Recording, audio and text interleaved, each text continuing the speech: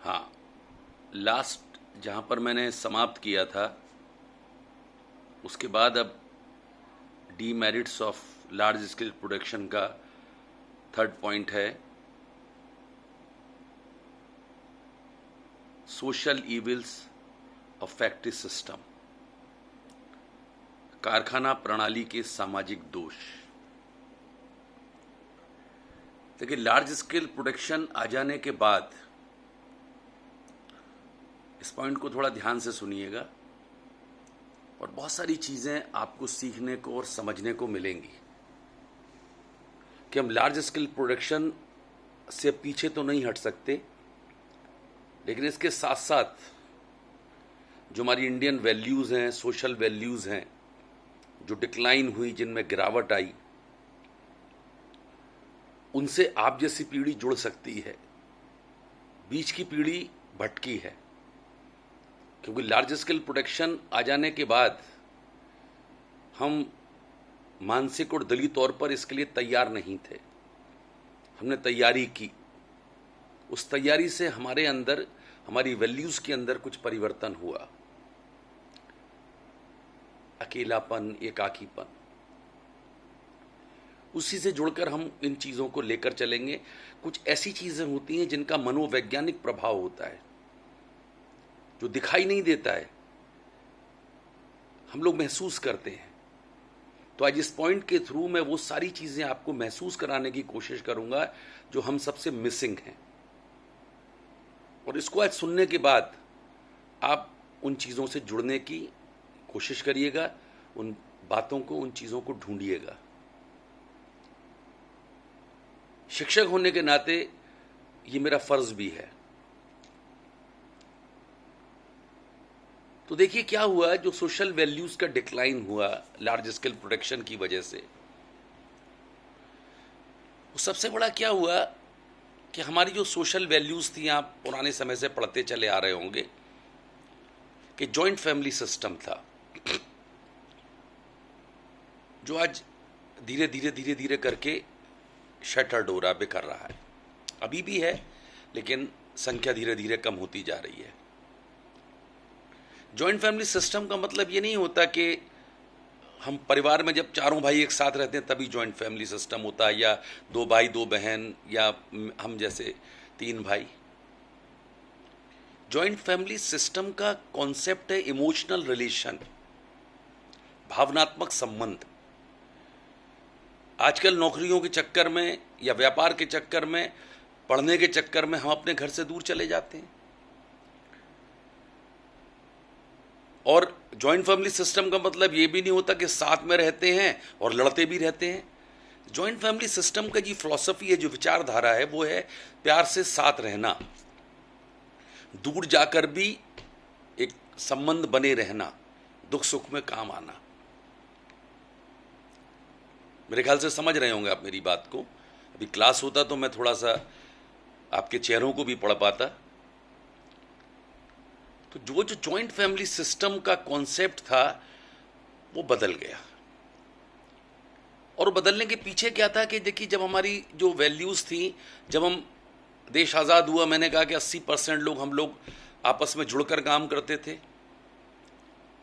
Village population ज़्यादा थी, agriculture based थे, मिलजुल कर काम करने की संस्कृति और सामूहिक रूप से काम करने का तरीका था आज़ादी के समय। आज़ादी के बाद बहुत लंबे समय तक ये चीज़ें चली, आज भी जारी हैं। तो उसमें क्या होता था, जैसे हम लोग अगर मिलजुल कर काम करते थे तो सामूहिक जिम्मेदारी होती थी। और फॉर एग्जाम्पल के लिए, जैसे भिलाई स्टील प्लांट खुला, अब भिलाई स्टील प्लांट खुला, मैं लार्ज स्केल प्रोडक्शन का विरोधी नहीं हूं। मैं ये चाहता हूं कि इसके साथ साथ रहते हुए हमें अपने सामाजिक सरोकार से जो दूरियां बना ली वो फिर से वापस आए,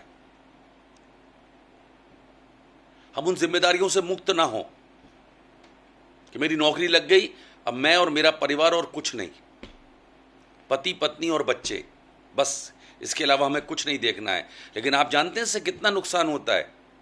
एक पीढ़ी और जब आपका बच्चा आएगा, फिर वो भी यही करेगा, पति पत्नी और बच्चे, तब हमको लगता है हाय राम, हमने क्या कर दिया। तो उससे बचने के लिए मैं ये चीज़ आपके सामने कर रहा हूं। ये क्रिटिसिज्म नहीं है, ये मेरा सुझाव है एक तरह से। जिसको मैं जीता हूं, मेरा परिवार जीता है। तो एक बच्चा, जैसे भिलाई स्टील प्लांट खुला और एक बच्चा, अपनी बात पर आते हैं, एक बच्चा आया और भिलाई स्टील प्लांट में नौकरी करने लगा आज से 30-40 साल पहले, 50 साल पहले। उससे पहले वो अपने परिवार से जुड़ा हुआ था, परिवार के साथ पढ़ता था, लिखता था, काम करता था। अब भिलाई स्टील प्लांट को ज़रूरत थी, उसने नौकरी दे दी। उस समय नौकरी आसानी से मिल भी जाती थी। भिलाई स्टील प्लांट में एग्जाम्पल के बतौर, सिंबॉलिक तौर पर ले रहा हूँ, क्योंकि हम लोग भिलाई में रहते हैं, इसलिए समझाना मेरे लिए ज़्यादा आसान होगा। आज इसी एक पॉइंट पर डिस्कस करूंगा बस। तो बच्चा यहां पर आया, भिलाई स्टील प्लांट में नौकरी लग गई। नौकरी लगने के 2-3-4 साल बाद परिवार ने शादी कर दी। अब धीरे धीरे धीरे जब तक शादी नहीं हुई थी, तब तक वो अपनी जो वेतन उसको मिलता था, जो तनख्वाह मिलती थी, सैलरी मिलती थी, वो अपने गांव, अपने परिवार को भी देता रहता था, भेजता रहता था। अब शादी हो जाने के बाद परिवार बना, तब भी वो देता रहा। लेकिन धीरे धीरे काम करते करते कहीं पर जब उसके छोटे भाई के बच्चे हुए होंगे, उसकी मदद करते करते कभी उसके मन में ये ख्याल आई गया कि यार ये तो मैं जो आता ही है, और इसको जो हमारे बुद्धिजीवी और सामाजिक और उस समय के शिक्षक थे, उन चीज़ों को समझ नहीं पाए। इसीलिए मैं ये प्रयास कर रहा हूं कि वो जब करने लगा, धीरे धीरे उसकी समझ में आ गया कि यार मैं भिलाई स्टील प्लांट में मैं नौकरी करता हूँ, मैं काम करता हूँ, मेरे को ही तनख्वाह मिलती है, तो ये मैं अपने ऊपर ही खर्च करूँ, क्यों अपने भाई के बच्चों पर, बहन के बच्चों पर, माता पिता पर क्यों ले जाऊँ। उन विचारों को पत्नी से भी सहयोग मिल गया, नेचुरल है, बट नेचुरल है।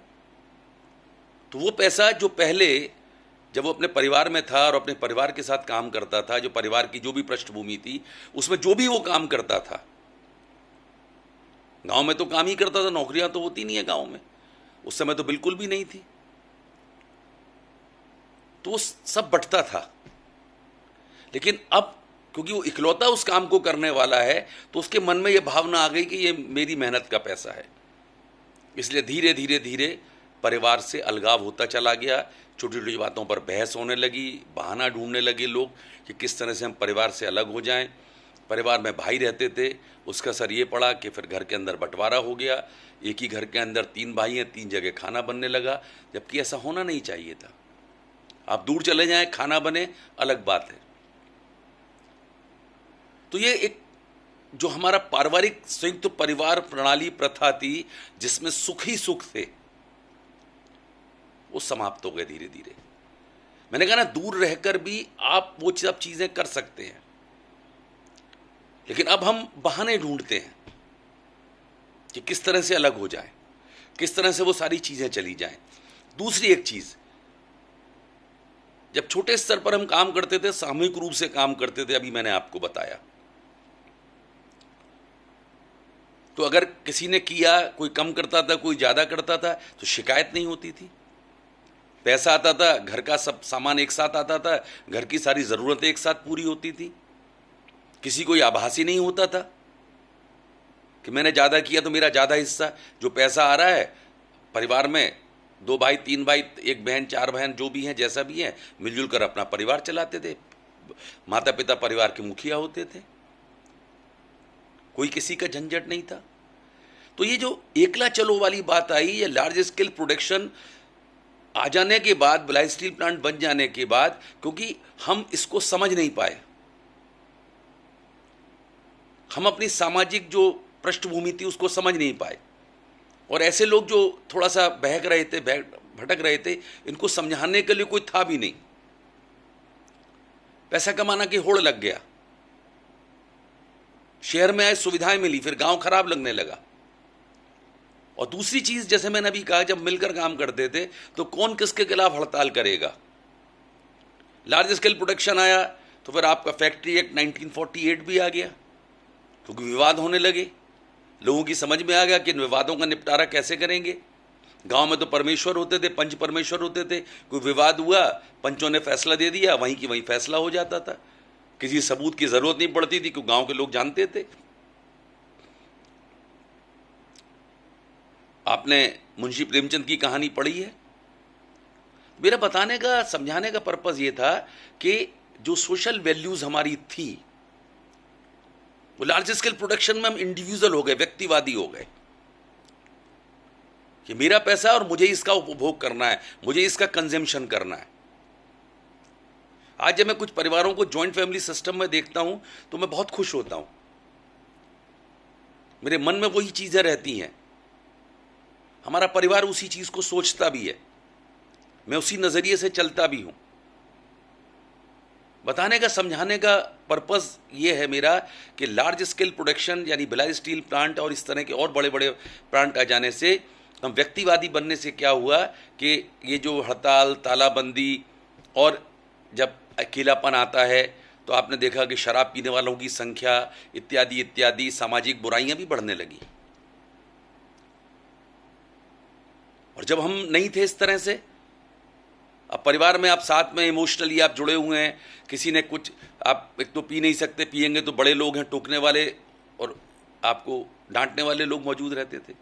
चलिए आप दूर चले गए तो दूर चलने पर भी माता पिता से अगर आप जुड़े रहते हैं तो उनकी बातें सुनते रहते हैं। मैं यहाँ पर भिलाई में आ जाने के बाद मेरी माँ मुझे पत्र लिखती थी, उसमें मुझे बहुत सारी चीज़ों से आगाह करती रहती थी और मैं उस पर अमल इसलिए करता था क्योंकि मैं भावनात्मक स्तर पर जुड़ा हुआ था परिवार से। मुझे लगता था कि मुझे कोई ऐसी चीज़ ना कर दूं, लेकिन वो संख्या कम होती चली गई। जो सोशल वैल्यूज़ थी वो धीरे धीरे कम होती चली गई क्योंकि हमने जो कमाने वाला पैसा था उसको हमने अपना समझ लिया। हमने हमारे मन से ये भावना बिल्कुल निकल गई कि आज अगर भिलाई स्टील प्लांट में मैं नौकरी कर रहा हूँ या किसी बड़े स्तर पर उत्पादन कर रहा हूँ या कहीं भी कर रहा हूँ, अब तो ये बहुत जगह फैल चुकी है, अब जो बड़े स्तर की बात नहीं रही। उन चीज़ों को करने में हमारे माँ बाप का कितना योगदान है, कहीं पर चाचा ने योगदान दिया हो, कहीं मामा ने, कहीं बुआ ने, कहीं मौसी ने, कहीं भाई ने, कहीं बहन ने, तब मैं इस मुकाम तक पहुंचा हूं। लेकिन पैसे का जो प्रेशर आया या इस तरह का जो भव्यता हमारे सामने एकदम प्रकट हुई बड़े स्तर से, उसने हमारे पूरे सामाजिक ताने बाने की सोच को बदल के रख दिया। आज बड़े शहरों में जाइए, अड़ोसी पड़ोसी साथ रहते हुए 20-20 साल हो जाते हैं, एक दूसरे को जानते ही नहीं है। और ये असर अब छोटे शहरों पर भी आ रहा है क्योंकि नजरिया बदल रहा है, क्योंकि अब पैसे पे आपका एकाधिकार है। और मैंने भी बताया भी, कई बार कहा भी कि एकाधिकार हमेशा खराब होता है। तो आपकी भावनाएं लुप्त हो गई, और आपकी जब भावनाएं लुप्त हो गई तो फिर क्या हुआ, आप केवल अपने लिए सोच रहे हैं कि मैं इसी तरह से सारा काम करूं, और आपको यह समझ में नहीं आ रहा है कि यही चीज जो आज आप कर रहे हैं, कल जब आपका बच्चा आपके साथ करेगा तो आपको कितनी दिक्कत होगी। ये चीज हमारे शिक्षा संस्थाओं में या जो हमारे धार्मिक प्रवचन करने वाले लोग हैं या शिक्षक हैं, उनको ये बात आगाह करना चाहिए था। समझ जाते हैं हम लोग, हमारी शिक्षा पद्धति का ये हिस्सा होना चाहिए था कि हमको कैसे नौकरी करने के बाद अपने परिवार के साथ, समाज के साथ कैसे रहना है, क्योंकि हमारी आदत थी पहले एग्रीकल्चर और स्मॉल स्केल प्रोडक्शन के साथ रहने की। और अचानक जब ये बड़े स्तर और आधुनिक भारत बना तो उस समय उन सारी चीज़ों को समझना चाहिए था और उनको समझाना चाहिए था कि हमको ये सब चीज़ें कर रहे हैं, लेकिन अपनी जो पारिवारिक सौहार्द है, सामाजिक सौहार्द है, इसको समाप्त नहीं करना है। आज आप कहते हैं कि हिंदू मुसलमान प्यार से रहिए, लेकिन मैं ये कहता हूं कि जब दो भाई आपस में प्यार से नहीं रह सकते तो हिंदू मुसलमान कैसे प्यार से रहेंगे? आप कैसे उनको समझा पाएंगे? आप कैसे करेंगे? पहली शर्त होती है प्यार से रहने की कि आप अपने भाई के साथ, अपनी बहन के साथ, अपने परिवार के साथ कैसे रहते हैं। अगर वहां आप नहीं रह पा रहे हैं और बाहर जाकर मैं भाषण दूं कि नहीं हिंदू मुसलमान सिख ईसाई सब भाई भाई, तो वो कैसे संभव है? वो नकली है। और सच में सब कुछ चीजें आजकल नकली हमको दिखाई दे रही हैं। आप मेरी बात को समझ रहे होंगे, मैं जिस नजरिए से बोल रहा हूं वो बात आप समझ रहे होंगे। क्लास में भी इन सारी बातों को कभी इधर उधर से मैं जिक्र कर ही देता हूं बताने का।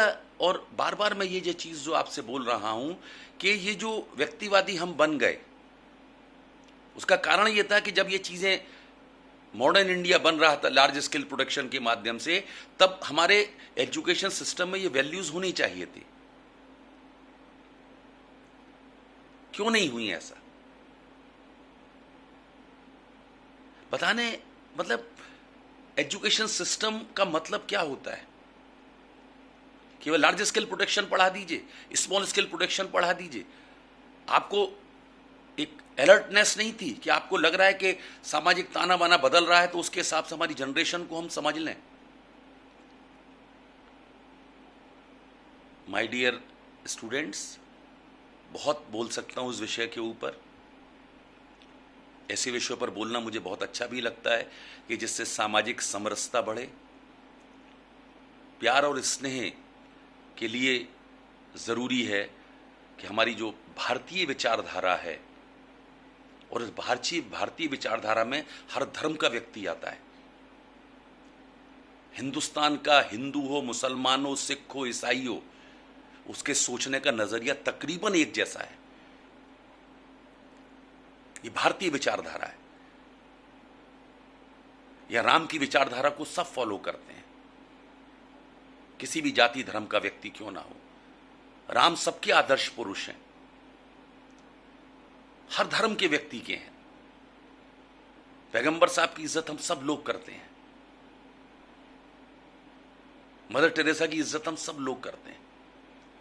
तो वो चीज भाषणों में तो है, लेकिन मैंने कहा ना, दिखावे के लिए।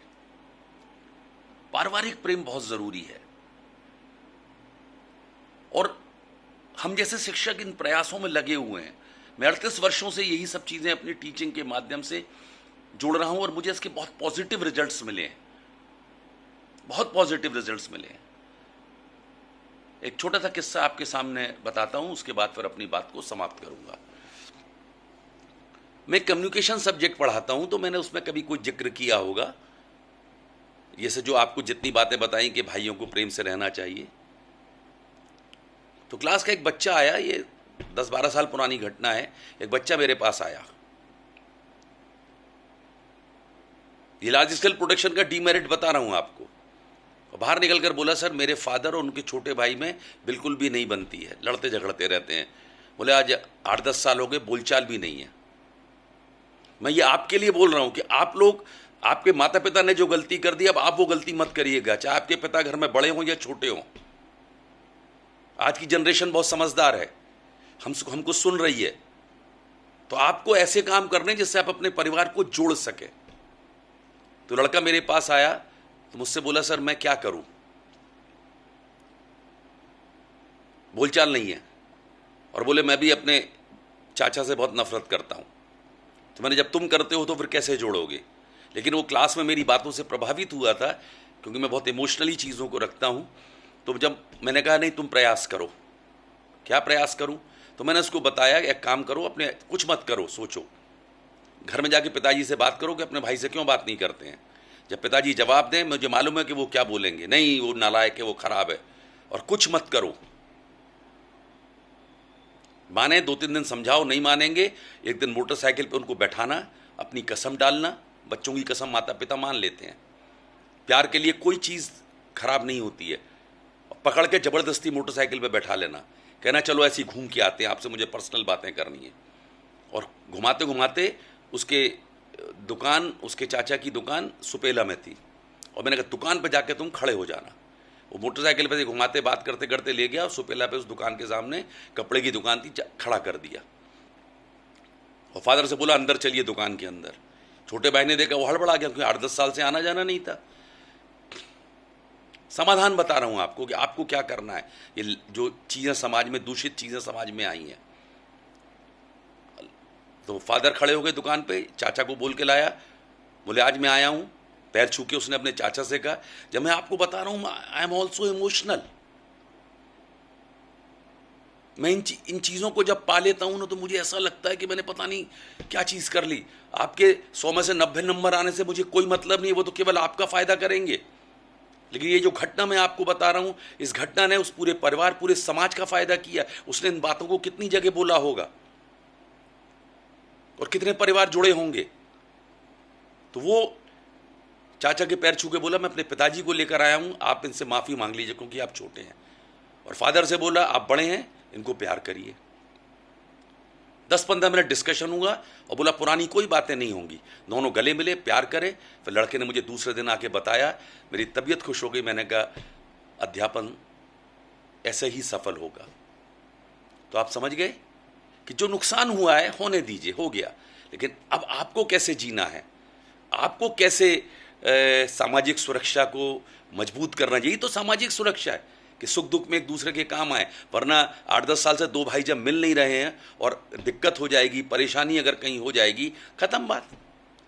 आज दिक्कत होगी तो एक दूसरे के लिए खड़े होंगे कि नहीं होंगे।